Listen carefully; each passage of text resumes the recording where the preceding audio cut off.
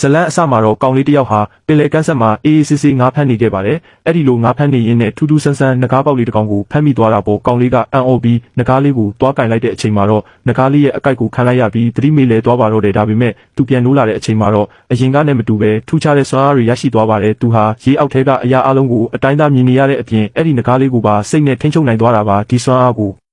အတုံးချပြီးကောင်လေးဟာပင်လယ်ရေအောက်အနက်ပိုင်းမှာရှိတဲ့တံမိုးကြီးကြောက်ကနန်းတွေကိုအလွယ်တကူပဲရှာဖွေဖမ်းဆီးနိုင်သွားပါတယ်ကောင်လေးကဒီတံမိုးကြီးကနန်းတွေကိုဈေးထဲယူသွားပြီးရောင်းတဲ့အခါမှာတော့ဘေးကလူတွေကဝိုင်းပြီးလှောင်ပြောင်ကြတာပေါ့ဟေ့ကောင်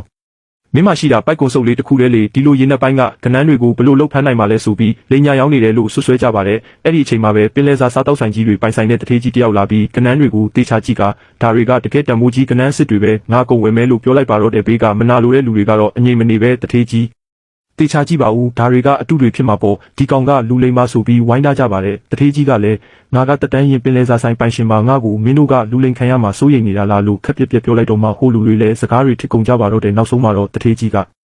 ပတ်စံအထက်လိုက်ကိုကောင်လေးလက်ထဲထည့်ပေးပြီးကနန်းတွေကိုဝယ်လိုက်ပါတယ်ပြီးတော့သူ့ရဲ့လိပ်စာကတ်ကိုပေးရင်းနောက်ဆိုရင်လည်းရသမျှငါးစီပဲလာပို့ပါငါးဆိုင်အတွက်ဈေးကြီးတဲ့ငါးမျိုးစားတွေလည်းလိုချင်သေးတယ်လို့ပြောလိုက်ပါတယ်ကောင်လေးကလည်းယုံကြည်မှုအပြည့်နဲ့စိတ်ချပါတထေးကြီးကျွန်တော်ရအောင်ဖမ်းခဲ့ပေးပါမယ်လို့ပြန်ပြောလိုက်တာပေါ့